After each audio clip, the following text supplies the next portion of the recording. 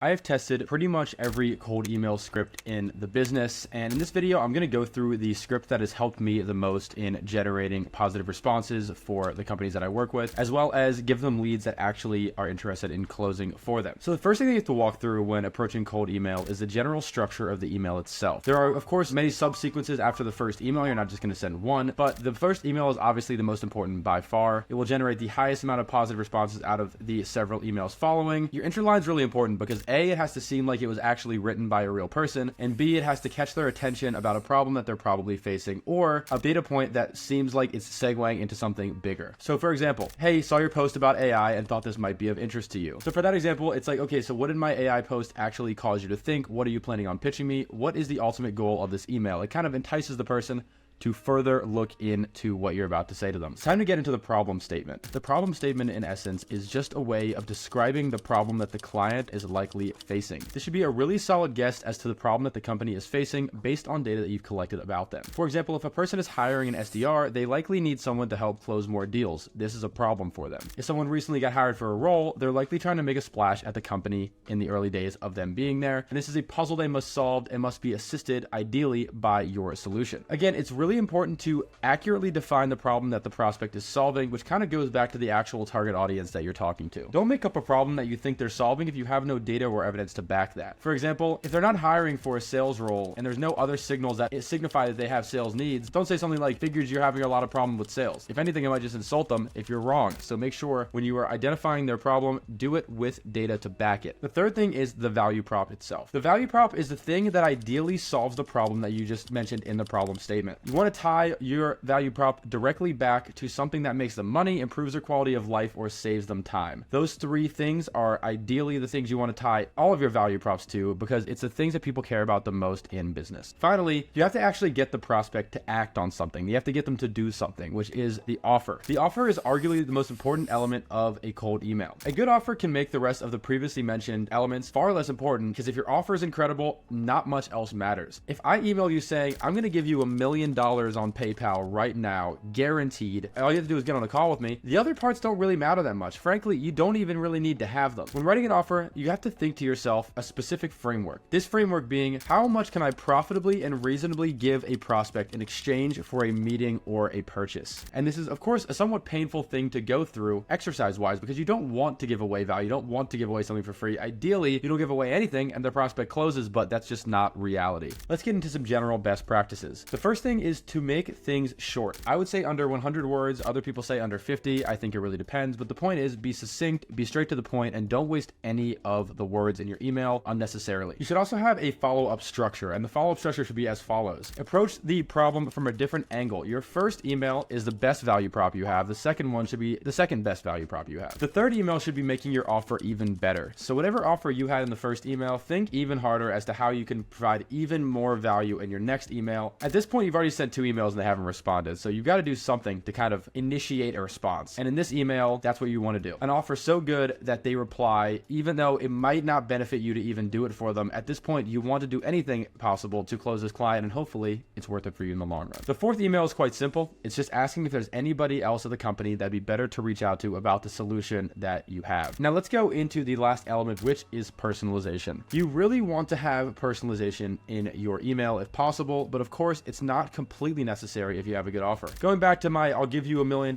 for free example, you don't really need personalization there. You might seem like a scam, but again, some people are going to respond, and the ones that do are going to tell their friends, and you'll have no problem giving away your millions of dollars if that is your offer. The worse your offer is, the more important personalization is to lean on. Personalization ideally provides relevance and value, 2 things that you might be deeply missing if your offer is bad. But let's go into some example copy. You can see here that I have a little targeting section, which is just outlining the type of people that I'm looking to email in this email. As a little bit of background, this is for a plant company that has a corporate gifting offering. Going into the actual copy, we have that 4 email structure with the exact principles that I've outlined earlier in the video. Email 1, hey, first name, personalization line. Horty provides employee plant gifts that elevate the vibe of a workspace and are even proven to improve concentration. Because the company name is focused on mission, maybe you can gift employees a plant for whatever reason. Any interest in a free plant consultation for company name. It's worth noting that everything in these brackets are variables, which are things that are going to change in the email depending on the person you're reaching out to. Was checking out your LinkedIn and noticed that you're in this location. Thought that your team might want some beautiful plants in the office to match the style of the location's nature, such as a few different plant suggestions that we AI generate. Horty provides plants to companies like company names so you can gift employees with a companion to grow with them while in their role. Google and Verizon are customers. Any interest in joining them to make your employees' workspaces more beautiful? So as you can see here, I'm just reframing the value prop in a way that might appeal to them more than the first email. So kind of giving them that idea of metaphorically growing with your employees by having a plant that does it with them. Kind of hard hitting and a little bit emotionally based in the first email. In the third email, I'm pretty much saying the same thing. You probably want some greenery in your office. Plants can keep the air in your workspace cleaner while improving concentration. And now I'm saying any interest in a free plant consultation for company name. If I was smart, I would say something like, we'll also throw in a free office visit to help tailor your plant needs. Boom, we just made our offer better. Email 4, again, just asking if there's anybody else at the company that'd be better to talk to about a plant gifting program. Just remember that the most important thing is seeming genuine, having a really great offer, and just conveying the value that you have clearly. So if you follow those 3 principles, you are very, very likely to succeed as long as your product is good enough. So I hope this was helpful. Feel free to reach out if you have any questions, and yeah, happy prospecting.